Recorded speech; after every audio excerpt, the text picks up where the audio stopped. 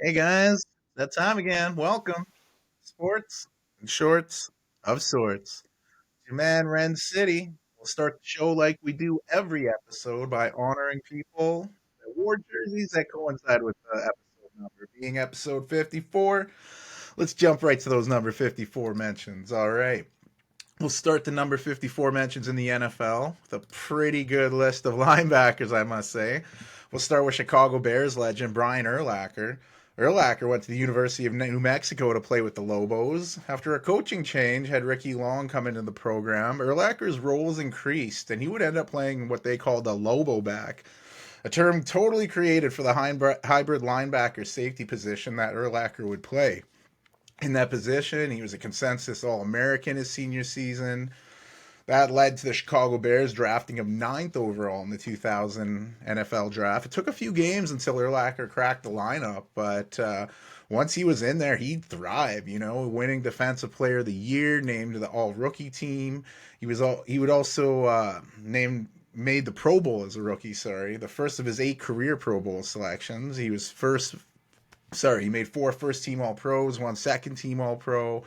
One of those first team All Pro seasons, 2005, was when he won Defensive Player of the Year. Sorry, he won Rookie of the Year earlier. I thought that was a typo. But anywho, following season, Urlacher and the Bears would get to Super Bowl 31. They'd come up short, though, losing to Peyton Manning and the Colts. And when Urlacher retired, he played in the third most games by a Chicago Bear ever, just behind Walter Payton and center Olin Kreutz.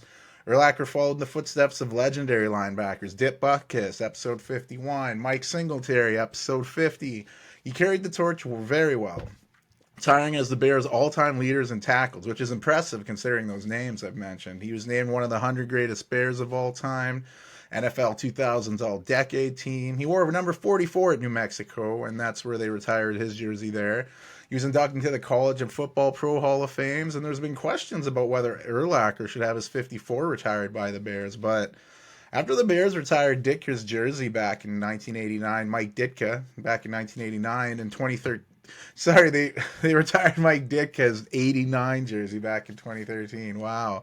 They also announced he'd be the last player to have his jersey number retired by the franchise. You see, the Bears have 14 numbers retired, which ties them with the Giants for the most in the NFL. So if the Bears do decide to retire numbers again, you'd think Urlacher's would be near the top of the list. But yeah, when you've retired that many numbers, it makes it kind of tough. We'll go to the next number 54, and some might say the best one. I'm talking about Dallas Cowboys legend Randy White, nicknamed the Manster, half man, half monster.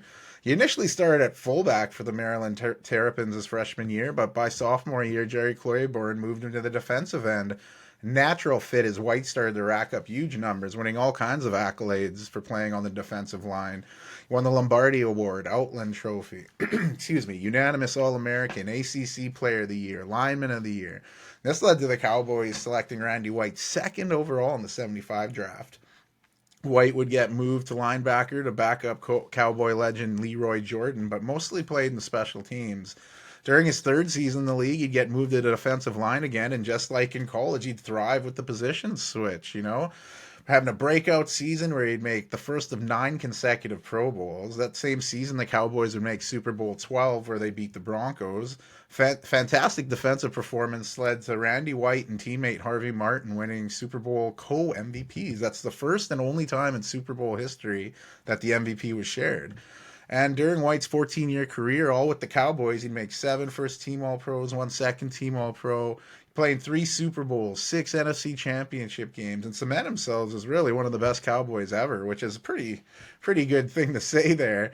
The Cowboys inducted him to the Cowboys Ring of Honor. He was named to the 1980s All-Decade Team, the NFL 100th Anniversary Team, and inducted into the Pro and College Football Halls of Fame. The next number 54 is, well, you guessed it, another damn good linebacker. This one was one of my dad's favorite actions because he played for the Miami Dolphins. I'm talking about legend Zach Thomas. He played college ball with Texas Tech, was a beast with the Red Raiders. His junior season, he was a second team All American, and he was a unanimous All American his senior season. Despite all that dominant play in college, he fell to the 5th round of the 96 draft, where the Dolphins selected him 154th overall. He was the 18th linebacker drafted in the draft, and the second drafted by the Dolphins. They had selected LaCurtis Jones 28 picks earlier.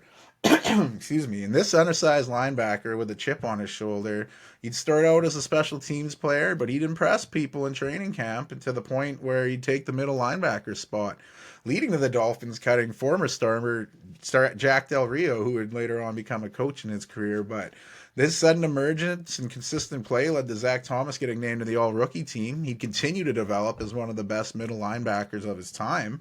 Plenty of good ones there. He'd make 7 Pro Bowls, first team All Pros, 5 first team All Pros, 2 second team All Pros, and led the league in tackles on 2 different occasions.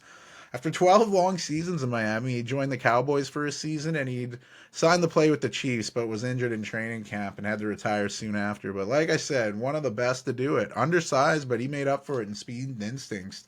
Named to the NFL 2000s All Decade team and inducted into the Dolphins honor roll. His alma mater also honored him as they inducted him into the Texas Tech Hall of Fame. Those accolades didn't end there, though. Zach Thomas was inducted into the College and Pro Football Halls of Fame. Well deserved. Next 54 on the list is a current one of the best of his current generation. I'm talking about Bobby Wagner. He played college ball in the Western Athletic Conference with Utah State. 3-time first team All WAC during his time there, and he was named the MVP of the 2012 Senior Bowl. This led to the Seahawks drafting him in the second round of the 2012 draft. Took a few games for Wagner to get out there, get some significant time. But once he got that time, he'd never let go. Making All-Rookie team. Following season was a very important one for the Seahawks defense as they went all the way to the Super Bowl. They beat Peyton Manning, who was in episode 18, who had won MVP that season, and the Broncos with a 43-8 shellacking, the largest margin of victory by an underdog, and tied for the third largest point differential in Super Bowl history. Following season as defending champions, Wagner and the Seahawks really looked good again. Wagner would make his 8th consecutive Pro Bowl appearance, and the Seahawks would get back to the big game, but we all know the history there. The Seahawks just needed to feed beast mode Marshawn Lynch. Instead, Russell Wilson threw it, and it was picked off by Malcolm Butler. Yada yada, Patriots win the Super Bowl. But hey, Wagner continued to lead that tough Seahawks D. Surprised many when he joined the Rams for the 2022 season. And he also ruined his Pro Bowl streak there. But after one season, he'd returned to the Seahawks, leading them in tackles and making the Pro Bowl again. So he's made 9 Pro Bowls, 6 first team All Pros, 4 second team All Pros, led the league in tackles 3 different times. He's been named to the NFL 2010s All Decade teams, and he's still only 33. And he might not be with the Seahawks next season. We'll get a little more into that next year, as the episode continues. But yeah, I'm sure he'll get honored. I'm thinking he'll go to the Hall of Fame here. But the next 54, another current linebacker, spent his entire career with the Tampa Bay Buccaneers, and after signing a 1-year deal, might continue that. Levante David, he hasn't had the most conventional route to the NFL. 2 years of collegiate ball at Fort Scott Community College, where he put up big numbers, leading his team to the Junior College National Championship game. In that championship game against the Cam Newton-led Blinn, David sacked Newton on the final defensive play, but then Scott would lose the ball on the punt return and lose the game. So that was a brutal way to lose that. But that experience got him to transfer to Nebraska, where he dominated out of the game, first-team All-Conference and 2-time first-team All-American. That led to the Buccaneers drafting him in the second round of the 2012 draft. And right out of the gate, he was making an impact. All-rookie team. He's been locked in with this Buccaneers defense ever since. He's been a standout there, making 1 Pro Bowl, first-team All-Pro, 2 second-team All-Pros. He was a very important piece of that Bucs team that went to and won the Super Bowl over the Kansas City Chiefs. Some guy named Tom Brady from episode 12 was the Super Bowl MVP in that game. But yeah, the man's lighting it up for the Bucs. He's got a few records there, so I'm glad he's sticking around. He's got the most tackles for a loss in a career, most assisted tackles in a season, most tackles for a loss in a season, and most fumble recoveries in a season. So it's nice that he'll be staying in a Tampa Bay jersey. And we'll finish the NFL portion of the number 54 wearers by naming a guy that could be at the top of this list by the end of his career. Not to put pressure on him or anything, but I'm talking about 49ers Fred Warner.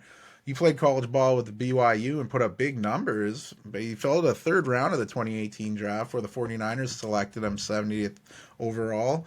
In his 6th season so far, he's established himself as one of the best linebackers in football.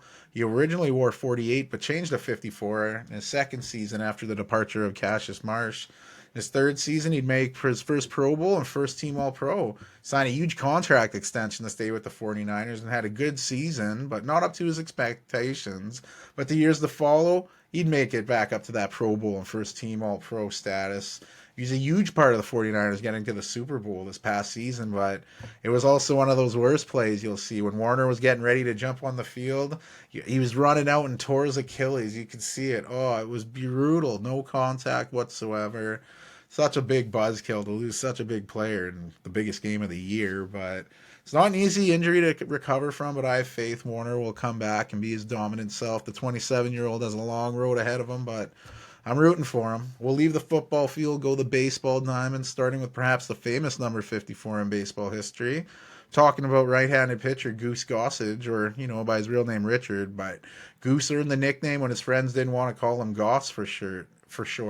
Also, it was noted that he kind of looked like a goose when he extended his neck to see the signs given. However you want to call it, the Goose Gossage was a great pitcher. He was selected in the 9th round by the White Sox, the 1970 draft, spending a few seasons there, leading the AL and saves and making his first All-Star game. The following season, he'd make his second straight All-Star game appearance, but would then get traded to the Pirates. He'd have another All-Star season, and when he became a free agent, he'd sign with the New York Yankees.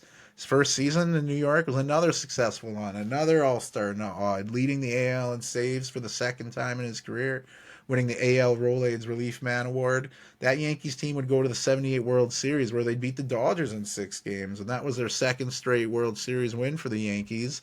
While on their path for a third, an injury to Gossage really derailed things.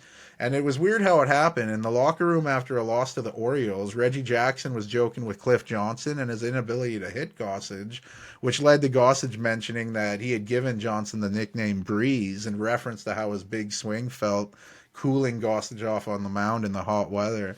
This kind of banter got a little excessive. Cliff went after Goose, and the two had a brawl.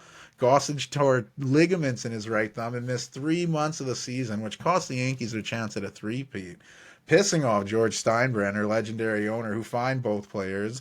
Gossage's time with the Yankees went a few more seasons, including a season where he led the AL in saves for the third time of his career. But Goose and Steinbrenner, they weren't getting along, Steinbrenner, he didn't like what Steinbrenner was doing with the Yankees, referred to him as the fat man upstairs. Gossage would leave in the offseason to join the Padres, where he'd make 2 more All-Star games, bringing his career total to 9. He'd play with the Cubs, Giants, and then a year in Japan with the Fukuoka Daya Hawks. Come back to play with the Rangers, Athletics, and then finish his career with the Mariners. He's an elusive member of the 300 save club, sitting 27th all time with 310 saves. Gossage was inducted into the Baseball Hall of Fame and is honored in Monument Park by the New York Yankees.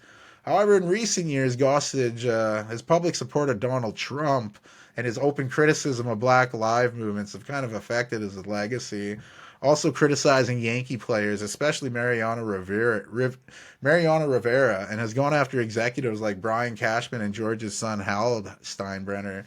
This has caused Goose to have his invites to Yankees events get lost in the mail, as he no longer is really welcome to the Old Timers Day. Kind of a shame. He was such a good part of their team for so long, but hey, if you're going to be a dick.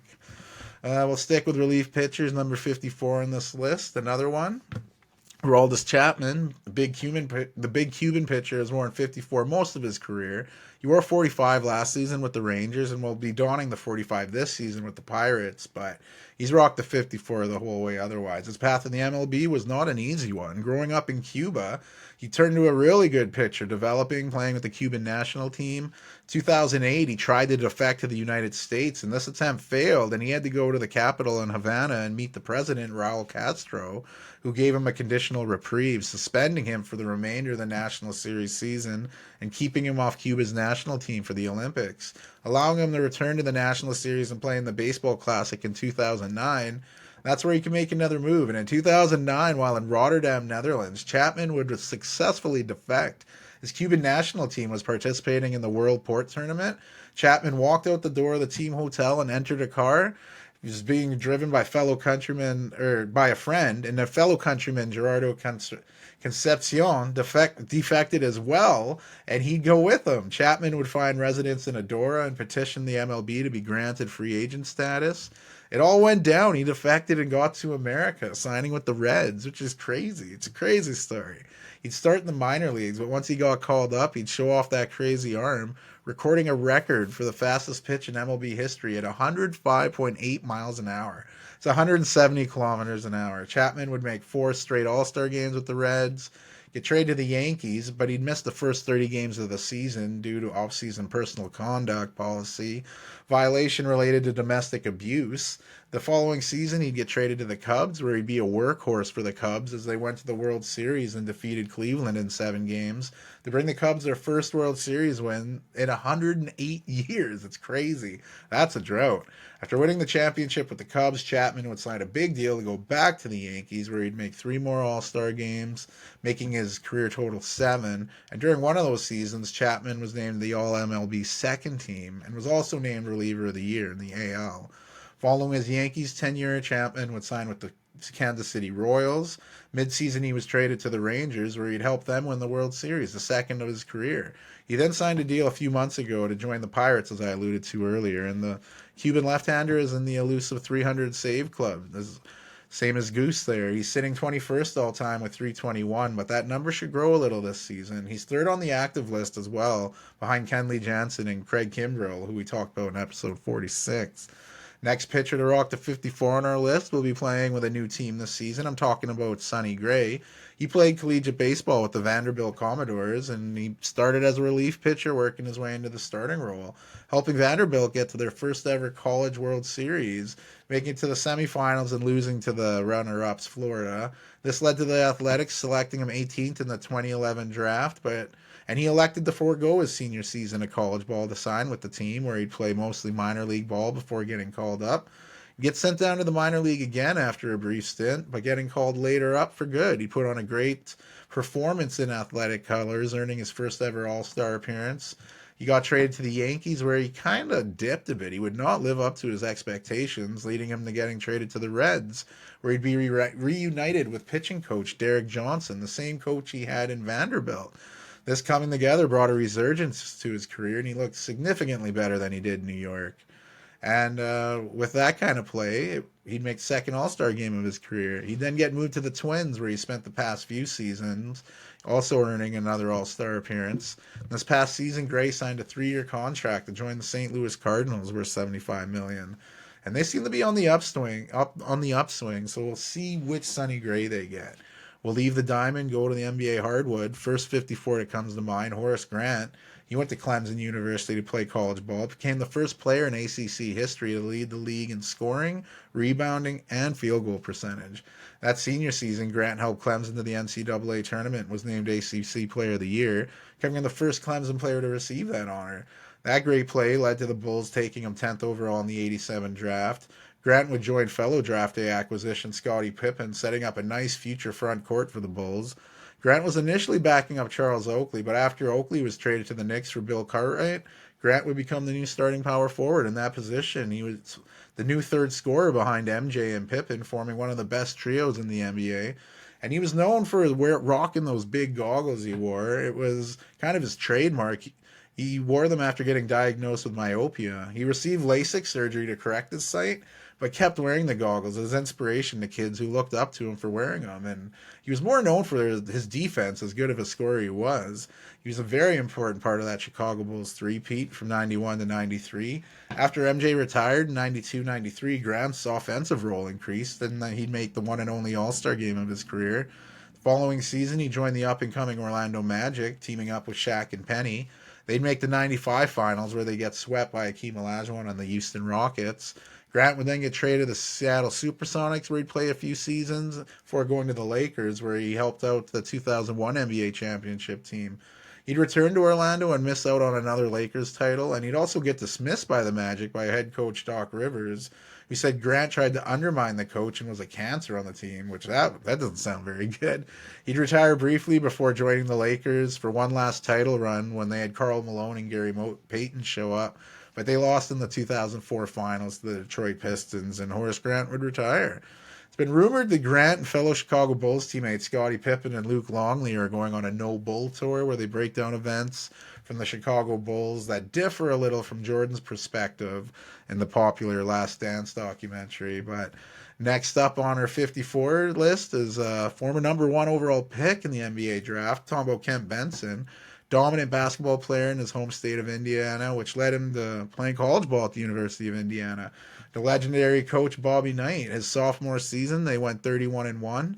The following season, with seniors Quinn Buckner and Scott May, the Hoosiers went undefeated on the season, 32-0, capped off with the 76 NCAA basketball championship. Benson was consensus first team All American on his way to winning NCAA Final Four Most Outstanding Player. That following season, Buckner and May would leave school, leaving Benson alone in college. He'd again earn first team All American, and his amazing college career led to the Bucks selecting him number one overall in the 1977 NBA draft.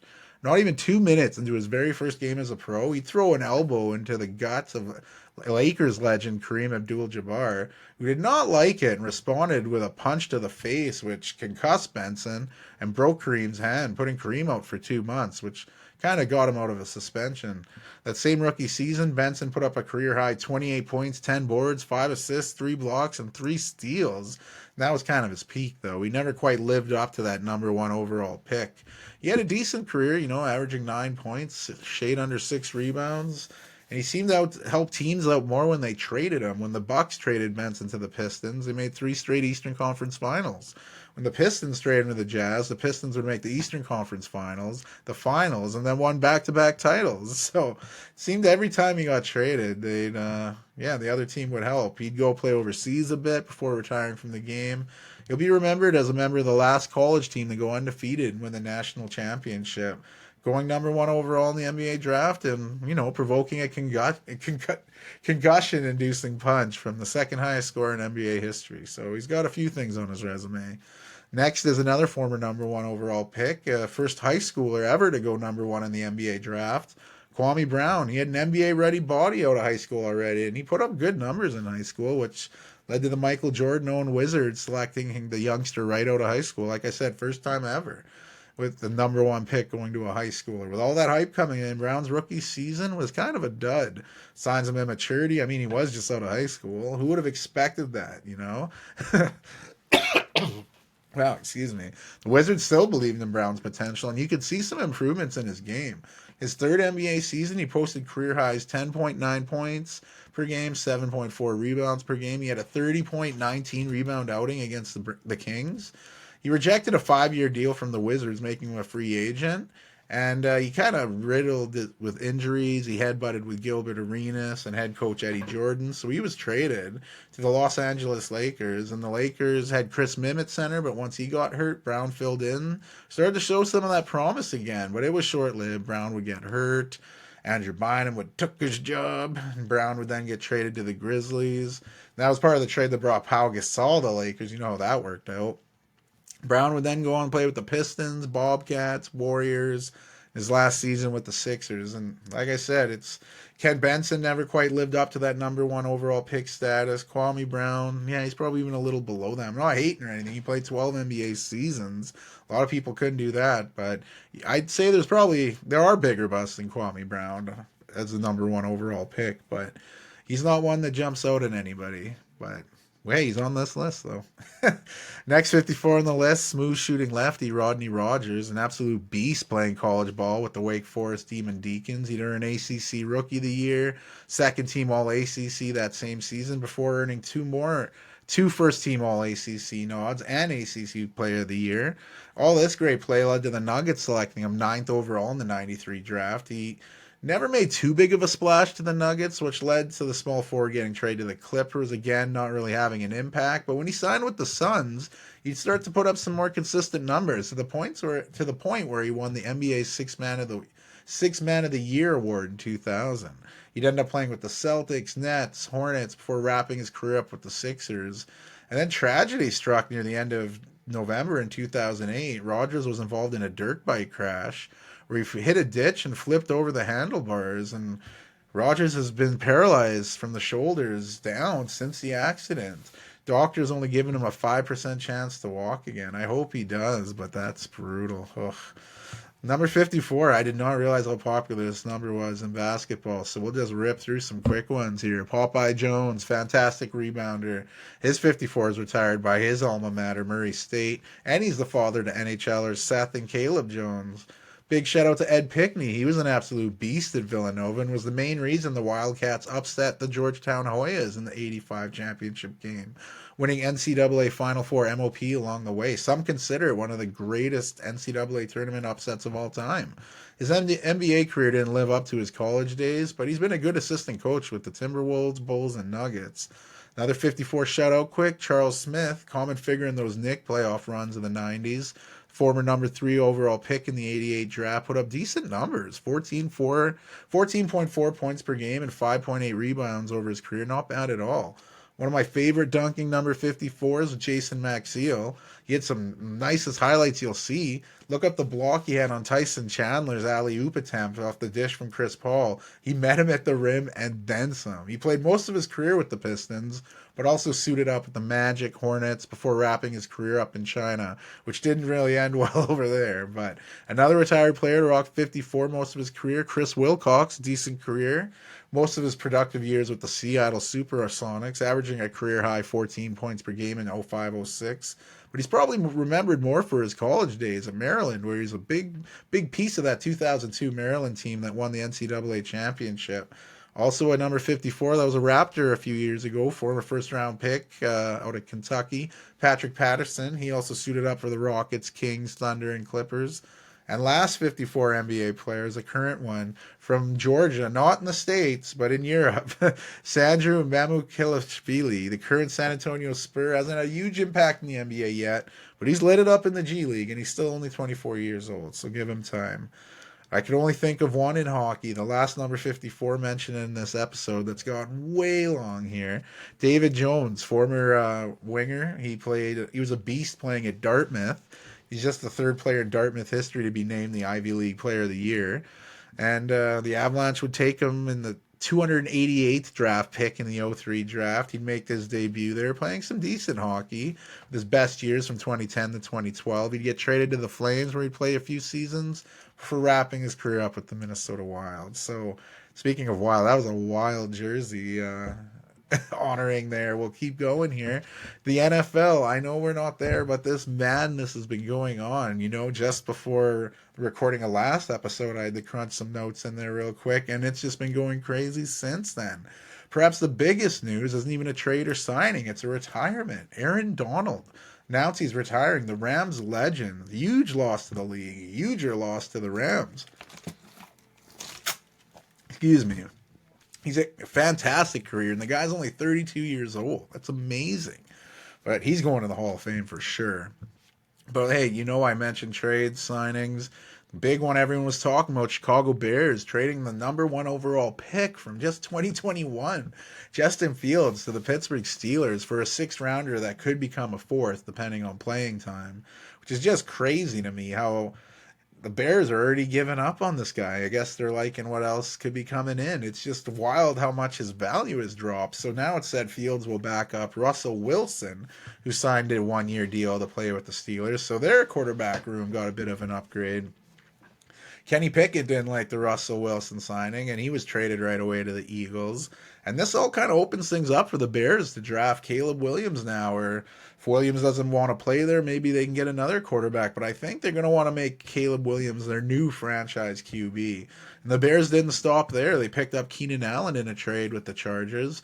Allen's coming off a career best season with the Chargers and was hoping to stay with the franchise the rest of his career. But when he was approached to take a pay cut after a career best season, he basically told him to saw it off. Can't blame him for that. The Bears also picked up center Ryan Bates from the Bills as they're trying to revamp their team for whatever new quarterback's coming in, while Justin Fields is going, where the shit was all this when I was playing? I mentioned the Chargers, and they have new head coach Jim Harbaugh coming in. They're trying to slash some big money contracts We know Allen didn't take the cut, but defensive stars Joey Bosa and Khalil Mack did some reconstruction of their contracts to stay with the team, so they must like what's coming up. The Falcons are going in a new direction with Kirk Cousins at QB, so that made Desmond Ridder disposable. He was traded to the Cardinals, where he'll back up Kyler Murray. In exchange, the Falcons brought in some help for Kirk, adding Rondale Moore to the team. Another big move, Bengals sending Joe Mixon to the Texans. Some other big trades, Sam Howell getting sent to the Seahawks from the Commanders. Former Patriots starter Mac Jones was traded to the Jaguars, where he'll back up Trevor Lawrence. Some great defensive stars on the move. Brian Burns getting traded to the Giants from the Panthers. Carlton Davis getting moved from Tampa to Detroit. Malik Collins moving from Houston to San Fran. And Dante Jackson moving from Pittsburgh to Carolina. Some big signings. Gardner Minshew is going to Vegas to join Raiders. Sam Darnold, that could be interesting in Minnesota. Haven't heard the Darnold rolling out much. Jacoby Brissett going back to New England. Marcus Mariota is going to Washington, and he's looked like he's aged over the last few years. Drew Lock's going to the Giants. Jameis Winston to the Browns. That should be an interesting quarterback room with him and Watson. Mason Rudolph, he's gone from Pittsburgh going to Tennessee. Some running backs making moves. Saquon going to the Eagles, prompting Tiki Barber to say he's dead to him. That was excessive. Derrick Henry joining the Ravens, looking good in purple. That backfield with him and Lamar Jackson. Ay, ay, ay. Tony Pollard surprisingly leaving the Cowboys to join the Titans. Aaron Jones, I mentioned he was let go from the Packers last episode as we brought in former Raider Josh Jacobs. Didn't take long for Aaron Jones to sign with rivals Minnesota. He did it right away, and I don't think Dorsey Levens popped out of the woodwork to say he was dead to him, but there's still time. Devin Singletary signed with the Giants. Longtime Charger, great fantasy player, Austin Eckler signed with Washington. Zach Moss going to the Bengals to fill the role left by Joe Mixon. Gus Edwards going to the Chargers, and a nice pickup for the Pats, grabbing Antonio Gibson. I think he should fit in there. Some wide receivers on the move. Former Jaguar Calvin Ridley signing a big deal to join the rivaled Tennessee Titans. Hopefully he's betting on that. Darnell Mooney leaving Chicago for Atlanta. Curtis Samuel joining the Bills from the Commanders. Hollywood Brown adding some speed to that scary Kansas City offense. You know Mahomes is going to like that. Devontae Parker's looking for kind of a career resurgence in Philly. Some tight end moves that could be good signings. I like Gerald Everett going to the Bears. I think that's a good pickup for them. LA picking up Jonnu Smith. Jonnu Smith is leaving Atlanta for Miami. The biggest offensive lineman signing was the Panthers signing Robert Hunt to a huge deal to get him from the Dolphins. John Runyon Jr. leaving the Packers for the Giants. That was a bummer for us. Some defensive linemen on the move. Eric Armstead leaving San Francisco for Jacksonville. That was surprising. Sheldon Rankins leaving the Texans for the Bengals. Ashawn Robinson was a big pickup for the Panthers too. Some big moves for edge rushers. Danielle Hunter signing with the Texans to replace Jonathan Greenard, who's leaving Houston for Minnesota. Bryce Huff to the Eagles. Dorrance Armstrong of the Commanders. Leonard Floyd of the 49ers. Andrew Van Ginkel, he's going to the Vikings as well. Chase Young signing with New Orleans. That was a surprise. Sticking with the defense, Patrick Queen leaving the Ravens to go to the rivals Steelers. That's pretty big. Azeez Al-Shahir going to the Texans. Frankie Louvu to the Commanders. Jordan Brooks to the Dolphins. Blake Cashman to the Vikings. And Josie Jewell, who you mentioned in an episode on this show, he's going to, where was I? The Panthers. Bobby Wagner, he was mentioned at the top of our episode here, leaving Seattle for Washington. What's going on in Washington? Quinn's got his recruits coming in here, so they should be kind of scary. Awuzie signing with the Titans was big, and I'm pumped the Packers kept our special team specialist, Kayshawn Nixon, keeping him on a 3-year deal. Another thing the Packers did, bring in Xavier McKinney in from the Giants. More than fills the hole left by Darnell Savage going to Jacksonville. And the last NFL mention, I'll mention before I go into some current sports here, the 49ers lost their 5th-round pick in 25, and their 4th-round pick this year drops 4 spots. You're like, what did they do to warrant these consequences? Well, I guess this is a result of a payroll error that happened near the end of the season. So you don't really see a lot of payroll errors causing issues in the draft. But hey, there you go. You've seen it. Usually I do footy next, but hey, NCAA tournament is coming up. It's right around the bend. Did you fill out your brackets? I got my brackets. We'll get into those here. But before we do, There was some quick news involving the Michigan Wolverines firing head coach Juwan Howard after an 8-24 season. He spent the past 5 years at his alma mater, but I guess what have you done for me lately, right? So we'll see where he ends up and where Michigan goes here. But we'll start in the SEC and some tournaments leading up. There were some crazy tournaments leading up to our bracket. The bracket before the bracket before the bracket. This is like Bedmish shit here. In the SEC tournament, we didn't have a number one or number two team from the conference in the game. Number one Tennessee was knocked out by Mississippi State in the quarterfinals. Number two Kentucky was knocked out in that same round by Texas A&M. Both of those winning teams would lose in the semifinals to Auburn and Florida, respectively, setting up a final between the Gators and the Tigers. Florida big 7-footer Micah Handlogden would go down early in the game. It did not look good. Air cast on the leg, stretchered off, and without their big man, Florida was exposed inside, and Auburn would win the SEC tournament for just the third time in their university's history. Another big conference, the Big Ten. They didn't have the winner everyone was expecting. Number one team in the conference most of the season, Purdue, fell in the semifinals in overtime to Wisconsin. Wisconsin would meet Illinois in the final and lose, giving the Fighting Illini their fourth conference tournament title in program history. Unlike the previous conferences mentioned, the number 12 or the Big 12 had the two top seeds meeting in the final. Number 1 Houston taking on number 2 Iowa State. The Cougars look great all season, and the Cyclones have surprised people a bit. So you can imagine how shocked Houston was to lose by 28 to the Cyclones in the Big 12 championship. The Big 12 has been one of my favorite conferences to watch all season. I wouldn't be surprised to see some teams from this conference do some damage in the big dance. The ACC had some pretty wild matchups in their conference tournament. Number 1 North Carolina beat a tough Pitt team to get to the finals, while number 2 Duke lost to number 10 NC State in the quarterfinals. NC State then beat number 3 Virginia in overtime to advance to the final, and the Wolfpack then upset their interstate rivals, the Tar Heels, winning the championship game by 8 points, their 11th ACC tournament championship in school history. NC State big man DJ Burns, you got to see this guy. He is skilled, he is big, he's something else to watch. Last ever Pac-12 conference tournament was played. We know the conference is disbanding. The only two teams left, Oregon State and Washington State, after the season. Not sure what's happening with that, but one thing was sure, there was plenty of surprises in this tournament. This year of parity, we wouldn't have two top seeds in this conference tournament either.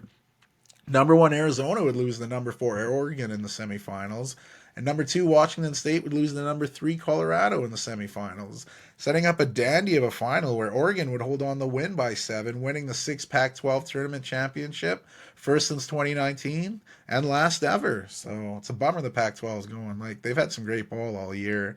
Big East tournament featured a number 1 seed and number 3 seed in the final. Last year's NCAA champions UConn beat number 5 St. John's to get to the final. Number 3 Marquette beat a number 7 Providence to advance. Providence beat number 2 Creighton earlier in the tournament, and the final was pretty one-sided. UConn beat Marquette pretty soundly to win the Big East. I got some Marquette rep in here, the Heat Dwayne Wade jersey up in here. I didn't have any college jerseys. American Athletic Conference had a fun tournament as well. Again, neither of the top 2 seeds made the final. Number 1 South Florida lost to University of Alabama Birmingham. Last year's runner-up in the NCAA tournament final, number 2 in this conference, Florida Atlantic, lost to fellow Owls, number 11 Temple. UAB would trounce Temple in the final to clinch the AAC in their first season participating in the conference. So good on University of Alabama and Birmingham. Unlike some of the conferences mentioned, the Ivy League usually just have one team go to the big dance from the conference, and it's always the tournament winner. You get an automatic bid. This year, number 4 Brown upset number 1 Princeton to get to the finals. Number 2 Yale beat number 3 Cornell to punch their ticket, and it was a fantastic game, this final, between Brown and Yale. Brown was up 6 points with 27 seconds, and their bench was sensing a tournament win. They were already thinking they're dancing, but that was until Yale went on a late run. Down 1, Yale fouled Malachi Ninder, and he had to go to the free throw line to try to put his team up by 3. He missed both free throws, giving Yale a chance to win the game. They'd work the offensive possession, drive to the hoop, finding a wide open Matt Noling. No one was around him. He was like 3 feet from the hoop with the shortest jumper you'll see. Those ones are kind of tough, so good on him to not giving in to the pressure there. He hit it at the buzzer. Yale got the crazy comeback, punching their ticket to the NCAA tournament.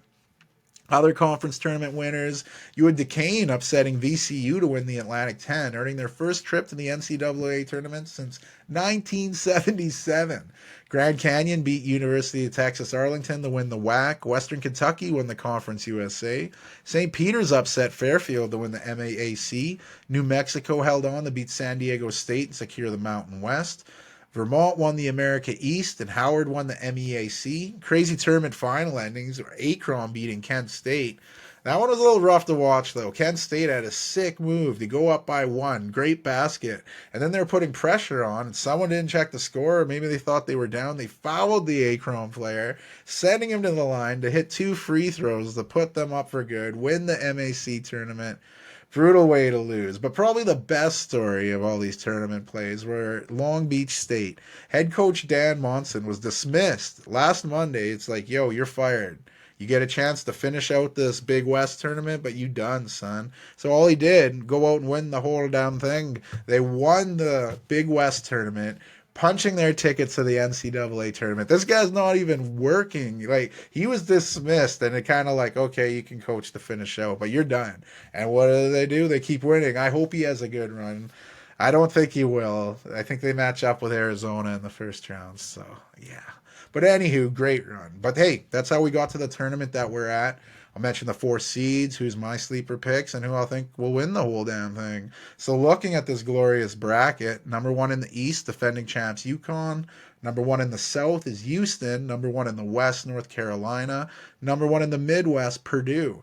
My final 4 choices are not all number 1s. I have North Carolina taking on Illinois and Houston taking on Tennessee.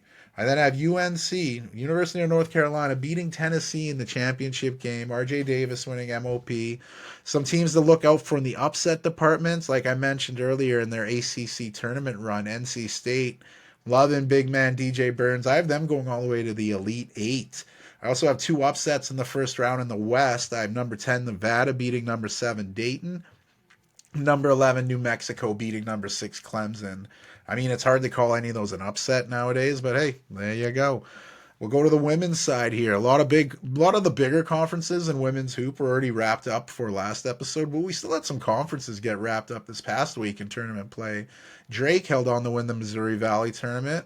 Drexel upset Stony Brook to secure the CAA. Sacred Heart won the Northeast. Holy Cross won the Patriot League. Florida Gulf Coast won the Atlantic Sun. UC Irvine won the Big West. Jackson State won the SWAC. Middle Tennessee won the Conference USA. Fairfield won the MAAC. Norfolk State won the MEAC. Cal Baptist won the WAC. Kent State won the MAC. And Princeton won the Ivy League. Which brings us to the glorious tournament with a lot of the bigger teams. Those were some smaller conferences. If those teams were just named, sorry, I don't have them going too far in this tournament. But just like the men's side, I'll do the same thing. Bust out the number 1 seeds and go from there. Number 1 seeds, best ranked team, still undefeated all season. South Carolina and Albany 1. Iowa is a number 1 seed in Albany 2. USC, they're in Portland 3. They're a number 1 seed. And Texas is a number 1 seed in the Portland 4 bracket. My final 4 is pretty close to all those teams. I have 3 number 1s. I have South Carolina taking on Texas. But I have LSU knocking Iowa out in the round before. Sorry, Caitlin Clark. So I have LSU advancing to take on USC, where USC, I have them winning. So I have a final with South Carolina and Juju Watkins and USC. This should be a dope matchup, but I have South Carolina winning, going undefeated on the entire season, adding a 3rd NCAA title to Dawn Staley's resume. And that's it. You've heard it. I got pools. If you want in on a pool, holler at your boy. We'll get you in. Got men's and women's brackets. It's going to be fun. Can't wait. Make your brackets. We'll go to footy now. Champions League midweek. Some good ones here. The round of 16 finished up. Arsenal was hosting Portuguese club Porto. Porto had won the first match 1-0. And Arsenal looked the better team. And they were rewarded when Leandro Trossard would score in the 41st minute, tying the game on an aggregate. Both teams would get chances, but neither could get that extra goal. We go to extra time, nothing. We go to penalties.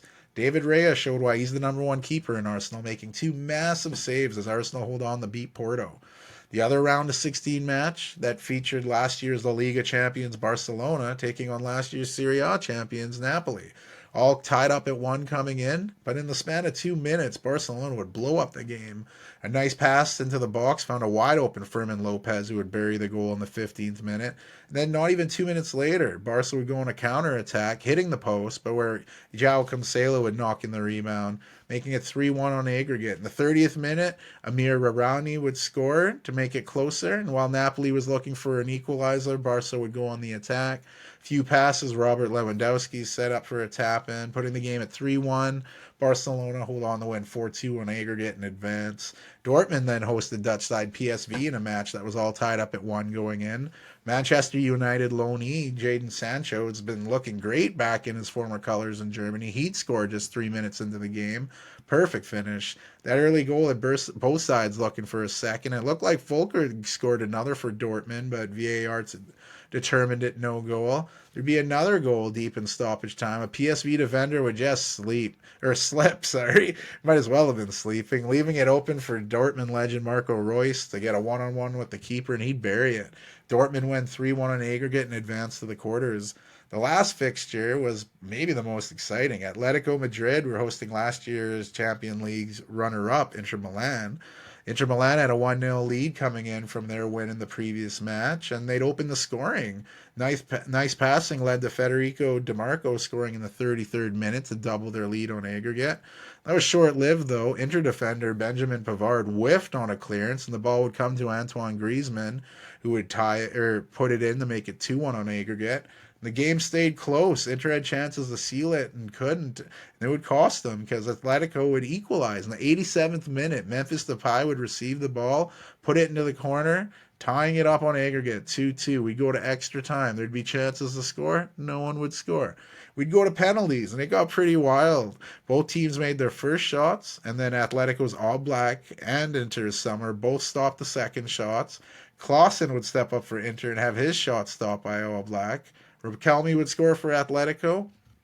Both four shot takers would take it, sending Inter's superstar striker Lautaro Martinez to equalize, and he missed the net terribly.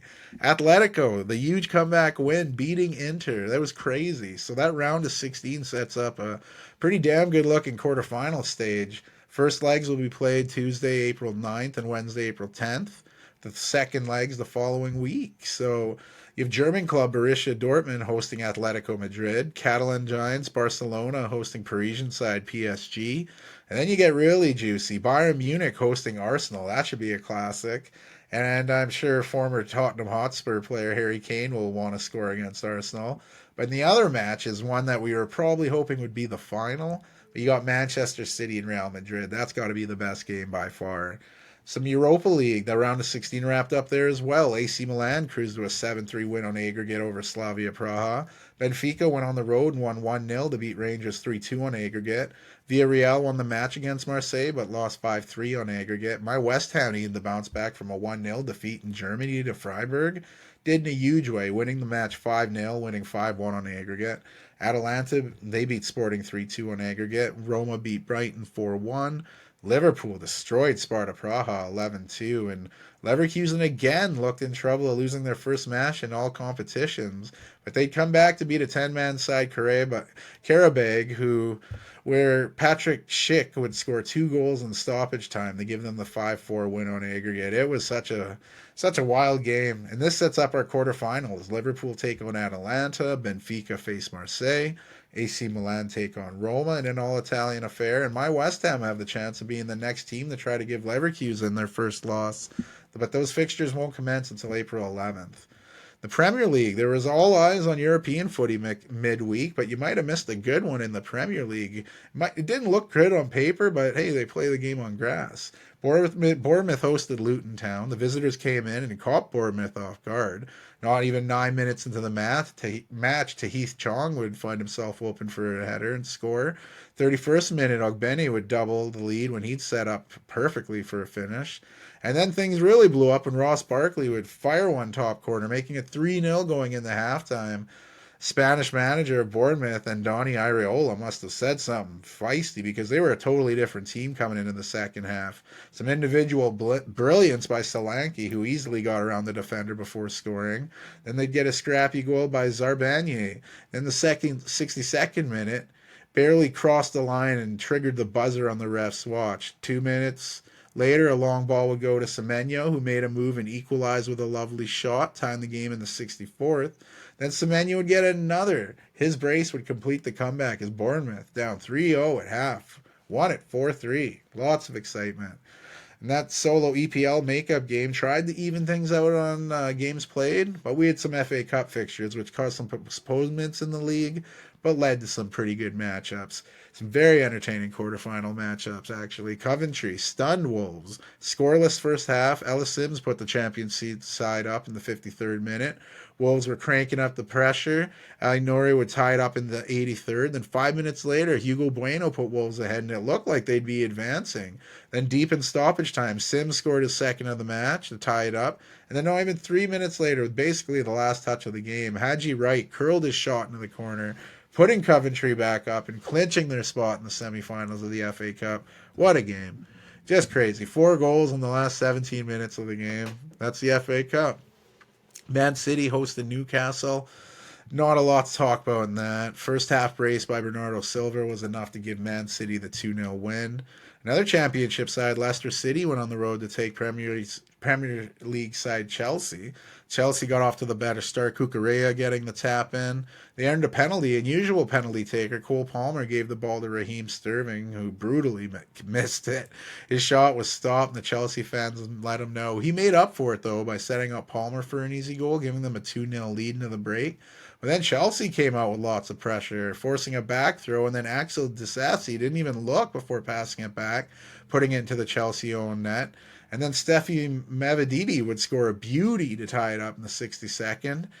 But the game would then it would turn out on its side again 11 minutes later when Callum Doyle would take down a Chelsea attacker outside the box, determining it was a red card. So going down a man would really swing for Chelsea's favor. They put the pressure on. Chukwuemeka would score, putting him up 3-2. Then Madueke would score, making it a 4-2 win for Chelsea as they move on to the semifinals. The last quarterfinal matchup in the FA Cup was the juiciest. Man U hosting Liverpool. Not even 10 minutes into the match, Scott McTominay would get a tap to put United ahead. Then in a span of a few minutes, Liverpool would turn the game around.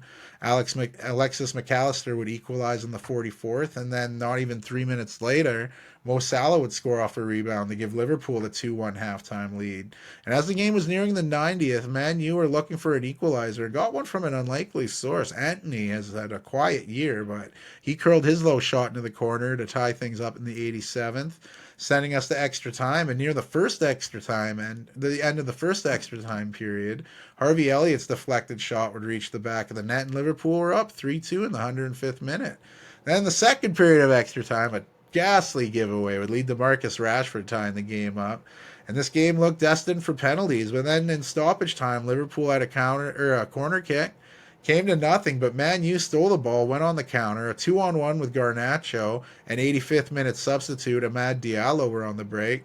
Garnacho passed it to the 21-year-old who made a move and found the corner of the net, putting Man U up 4-3 in the dying moments of the game, clinching their spot in the semifinals.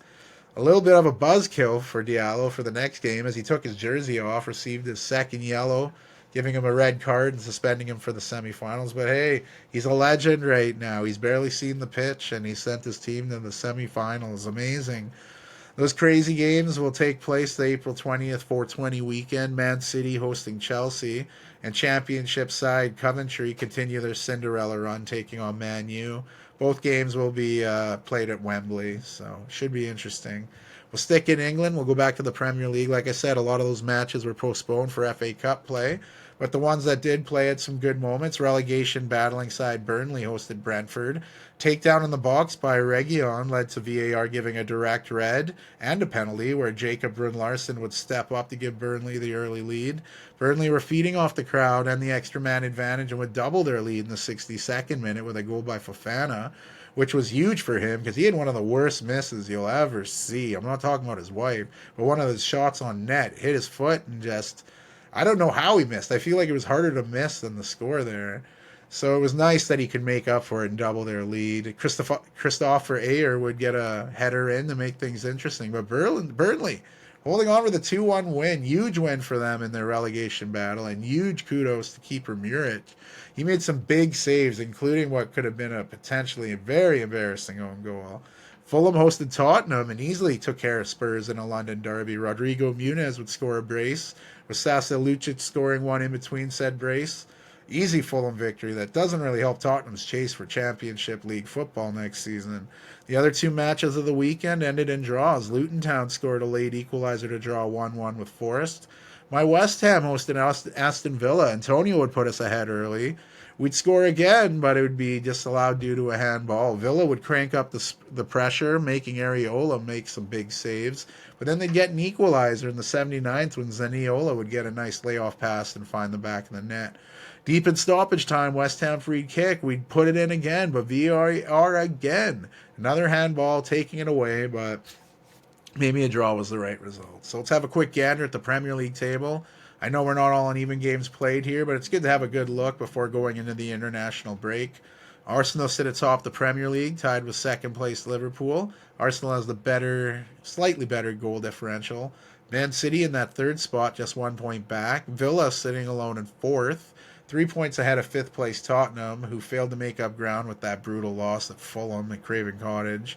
But we'll go to Germany now. There was some midweek makeup Pokal Cup games. The domestic cup game was rained out earlier, so they were making up for it this week. Third-tiered club Saarbrücken was hosting Bundesliga side Mönchengladbach. Robin Hack scored just 8 minutes into the game to give the visitors the lead, but Saarbrücken would equalize not even 3 minutes later. Then, deep in the stoppage time, the unthinkable happened. Kai Brunker would score on a counterattack that put Saarbrücken ahead, giving them a 2-1 win in the pouring rain. Like, this is a crazy, amazing run for this third division club side. They beat Bundesliga sides, Bayern Munich, Frankfurt, now Mönchengladbach on this historic run. The semifinals of the German Domestic Cup will be played April 2nd with Saarbrücken, Division 2 club, Kaiserslautern, and on April 3rd we'll have unbeaten in all competitions Leverkusen taking on second division club Dusseldorf. We'll go from cup play to league play. Bundesliga kicked off with Leipzig going on the road and destroying Köln 5-1. This game was actually tied at 1, and then the 63rd minute came and shit got wild. Visitors scored 4 goals in 19 minutes to secure the win. Wolfsburg would open the scoring just 9 minutes into their game with a goal by Patrick Wimmer. Just before the halftime break, Wimmer would take down an attacking Augsburg player, leading to a direct card. I thought it was super harsh because there were players behind him, so it wasn't a clear path to goal. Regardless, it was a red. VAR didn't interfere. Off that proceeding free kick, Augsburg would equalize when Meyer's shot was deflected in off the wall, tying the game going into halftime and swinging the momentum entirely. The second half, Christian Jakic would score a brace to secure the 3-1 win for the visitors. Those were the first goals Jakic has scored for Augsburg, and they could not have come at a better time for the club. It's now 4 wins in a row for Augsburg, and they're trending up. However, Wolfsburg, they're really trending down. So much they decided to go in a new direction with manager Niko Kovac sacking him after the loss, putting them at 11 consecutive games now without a win. So in comes former Leipzig and Southampton manager Ralf Hasenhüttl. It said the 56-year-old Austrian has signed a long-term contract with the club. Union Berlin would score 2 second-half goals within minutes of each other in their home match with Werder Bremen. Bremen would get one back in the 63rd, but the home side would hold on for the 2-1 win. Bayern Munich got a little shell-shocked as bottom of the table side Darmstadt would take a lead in the 28th minute through Tim Skark. This really woke the Bavarian side up as they'd score 5 unanswered goals and end up winning the match 5-2. Mainz would get a brace from Jonathan Burkhardt to hold on for the 2-0 win at home over Bochum. Stuttgart went on the road and easily took care of Hoffenheim. Guirassy would score another goal for Stuttgart. He's had one hell of a season so far. Unbeaten Leverkusen were in a battle on the road with Freiburg. The visitors would hold on to a 3-2 win. Florian Wirtz would open the scoring as he continues to tear it up for Leverkusen. Heidenheim and Mönchengladbach would play to a 1-1 draw. Dortmund would host Eintracht Frankfurt to end the weekend. Former Dortmund player Mario Götze would open the scoring for the visitors, but Dortmund would score 3 unanswered and secure the 3-1 win. Looking at the table, Leverkusen unbeaten in all 26 games in the Bundesliga, unbeaten in all 38 games across all competitions. That's crazy. They have a 10-point cushion over second place Bayern Munich. Stuttgart sit in the third spot, just four behind Bayern. And Dortmund round out the top four with Leipzig just one behind them. In Spain, the La Liga kicked off with Real Sociedad cruising to a 2-0 win over Cadiz. Second league win in a row for Sociedad, who are struggling before this current two-game winning streak. Mallorca hosted Granada and got a late-game winner by Antonio Rayo. Granada's keeper, Augusto Battaglia, made plenty of big saves but could not stop Rayo's header as Mallorca took the 1-0 win. Real Madrid would go on the road and get a brace from Vinicius Jr. on their way to taking a 4-2 win over Osasuna. Girona suffered a tough loss on the road against Getafe. Jesus Santiago's 34th minute goal was the difference maker in that one, despite Girona getting more opportunities. Athletic Bilbao hosted Alaves, and two goals from Gorka Goritza. The 5-minute period was enough to give the home side a 2-0 win. Sevilla took an early lead at home in a match against Celta Vigo through Yusuf and Necessary. Then in a 6-minute span, Celta Vigo's Carlos Perez and Jorgen Strand Larsen would each score, giving the visitors the comeback win. Bottom of the table side, Almeria went on the road and stunned Las Palmas. The 14th minute goal by Leo Baptistato would prove to be the difference. Despite Las Palmas having 66% of the possession, they could not get an equalizer. A massive 1-0 win as the club hopes to survive their relegation battle. A second half goal by Jorge Cuenca would be enough to give Villarreal the 1-0 win over Valencia. Rayo Vallecano would get the goals from Florian Lejeune and Sergio Canelo as they held on to beat Real Betis 2-0. The marquee match of the weekend featured Atletico Madrid hosting Barcelona. The former Atletico striker Yao Felix would score in the first half to give Barca the lead. Just moments later, Barcelona manager Xavi would get a red card and get dismissed.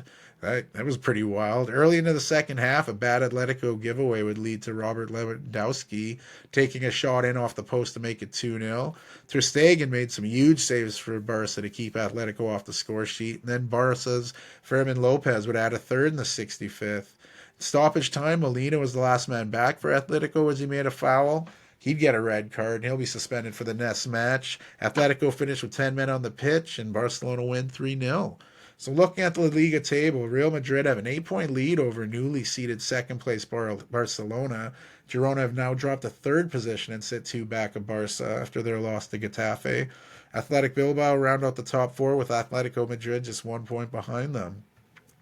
From Spain to Italy, Serie A weekend started with Bologna going on the road and beating Empoli 1-0. Visitors had tons of chances as they dominated most of the game, but finally got their goal in the 94th minute. A rebound off a save came right to Giovanni Fabian, who blasted into the net, securing the win. Udinese hosted Torino, and it would be the visitors who would light it up. Goals by Divan Zapata and former West Ham player Nikola Vlasic would prove to be the difference in the 2-0 win. Zapata's got to be one of the best on-loan players right now. I'm guessing Atalanta are wishing they even had him back the way he's been lighting it up. Monza hosted Cagliari, and a wonderful Daniel Maldini free kick hit the bottom of the crossbar and right in. It was beauty. Big 1-0 win for Monza in that one. Frosinone would host Lazio in an exciting match. The hosts opening the scoring just 13 minutes in through a Leroy header. Zaccagni would equalize before halftime to keep things tied up at 1. But in a 5-minute span, substitute Valentin Castellanos, who got subbed in like a minute before scoring, would really prove to be the difference maker. Frosinone would get one back, but they lose 3-2. AC Milan went on the road and had three different goal scorers in their 3-1 win over Verona. Teo Hernandez, Christian Pulisic, and Samuel Chukwueze were the goal scorers. Nalzon scored the one goal for Verona. Big win for AC Milan. Roma hosted Sassuolo. 50th minute goal by captain Lorenzo Pellegrini from outside the box gave them the 1-0 win. Other two fixtures ended in draws. Some pretty top clubs too. Juventus hosted Genoa. Despite having 67% of the ball and attempting 17 shots, they just could not score, resulting in a 0-0 match. And to make things worse, Dusan Vlahovic, who received 2 yellow cards within quick succession for dissent, was dismissed from the game. And this was his first game back from being suspended for a yellow card suspension previously. He'll now miss the next match against Lazio. Other draw featured title favorites Inter Milan. They're coming off a disappointing midweek. They were taking on last year's champions Napoli. Inter opened the scoring in the 43rd minute with Matteo Darmian finishing in the box to make it 1-0. Inter Milan was looking at another goal but couldn't get it, and that would turn out to be costly when in the 81st minute Juan Jesus would find himself alone at the back post and tie the game at 1, and that's just how it would end. Inter Milan's 10-game winning streak comes to an end. They're still unbeaten, but they didn't get the win. Atalanta was scheduled to host Fiorentina, but the game was postponed. Fiorentina's chief executive, Joe Barone, suffered a cardiac arrest earlier in the day, and the teams postponed the match. No date given yet on when they'll make up the game. Bringing us to the Serie A table, leaders Inter Milan have a 14-point lead over second place, which is now AC Milan. Unbeaten in 4, winners of 3 in a row, they've leapfrogged Juventus, who are 3 points behind AC Milan now and in the third spot. Juventus are winless now in their last 3, which has not helped them. Bologna are still in the 4th spot, with Roma just 3 behind them. Wrapping up European footy, we go to France. Ligue 1 had their weekend open up with a great game between Toulouse and Lyon. Lyon were up in the first half through an Alexander Lacazette goal. Then the second half, in a 6-minute span, Toulouse would go up 2-1. Then in a 4-minute span late in the match, Lyon would get goals by Cherky and Jake O'Brien to go up 3-2 and take the road victory. Strasbourg would go on the road and stun hosts Nantes 3-1, despite only having 36 possession of the ball in the match. Nice would go on the road and get a much-needed win over Lens, their first league win in 7 matches, taking that one 3-1. Reims would host Metz, and Yunya Ito goal would give the home side a 2-1 win. In a game featuring a red card by each team, Clermont-Foot held on to beat Le Havre 2-1. Rennes would host Marseille and surprise the visitors with a 2-0 victory. The victory was not so much a surprise, but how easily he got the win was. PSG were actually in a battle with Montpellier in the first half, going into the halftime break 2-2. Then PSG woke the hell up, scoring 4 unanswered goals to win 6-2. Kylian Mbappe scoring a hat trick in that one. Other matches in France would end up in a draw. Canadian Jonathan David would put visiting Lille up, but then Martin Satriano would answer to score for Brestois, tying the game, and that's how it would finish. Monaco hosted Lorient in a game that featured a red card by both teams, an own goal by both teams, and a 95th equalizer for visiting Lorient. Talk about a draw for that one. With the weekend coming to an end, we look at the Ligue 1 table. PSG still miles ahead with a 12-point cushion over second place Brestois. Monaco are in third, just 1 point behind Brest. Lille sit in the 4th spot, but are tied on points with Nice. And Lens is right in the thick of things, just 1 point behind the 4th and 5th spot. Close race for those Champion League spots, but it looks like PSG is running away with the league title in this one. Players' Championship, quick mention there, some people call the 5th major. Scotty Scheffler had a fantastic 8 under par to hold on to win the Players' Championship at -20. Amazing weekend he had, becoming the first repeat winner in tournament history. Also taking home a whopping $4.5 million check for the win. That's crazy. And it was pretty close at the top. Brian Harman, Xander Schauffele, and Wyndham Clark all finished -19, just 1 stroke back in the winner. A cool scene was from a Canadian, Adam Hadwin, launching his club into the lake after hitting his shot into the water on the 18th hole. Always love it when golfers toss their clubs. They're just like us. The MLB, some quick baseball news. New York Yankees pitcher Garrett Cole, it's been announced he'll be out 1 to 2 months with that forearm injury. San Diego Padres try to boost their pitching, picking up Dylan Cease in a trade with Chicago White Sox. And how about Joey Votto? In his first pitch with the Toronto Blue Jays, he went yard in spring training. I've said it before, I hope he really sticks with the roster. Crazy week, lots of basketball coming up. This brings us to a quick short here. March Madness, it's one of my favorite times of the year. So much excitement. You think you know what's going to happen, and you end up looking like an idiot, like I did last season when I picked Purdue to win it, and they got knocked out in the first round. Not this year. I'm picking UNC to win it all, and it's going to happen. Go Tar Heels. But as I said earlier, that had me thinking of where to go for a short. And there's got to be a few calamities in sports I don't think I've mentioned yet involving myself. I think back to my senior year in high school. I was probably a bit overweight, moving back. I would look like Sean Kemp in the Magic, not that tall, but just as round. I remember our last game, I took that big charge, preserved the win. They threw a touchdown pass to their big man. And I'm like, this guy's going to catch it and turn, either looking to dribble. Rather than just catch and pivot and pass, I'm like, this guy's going to turn. Sure as shit, Hawk. He turns, takes me out, offensive foul. I didn't give him a lot of space. He could have called it defensive, but they put it our way. looks great. I'll take it. A few years before that happened, this one was kind of fucking weird. It was against one of our rivals, Clavette. If you're out in Clavette, fuck it. No, I'm kidding. Rivalry ends. But in this game, I was going up for a shot, got the foul, went up, and as I got fouled, I let wind, and I instead of like yelling and one or yeah, as I got fouled and scored, I yelled I farted, and it was just a fucking weird thing the brain does, and everyone's like, "What the fuck did he say?" And you could hear the laughing.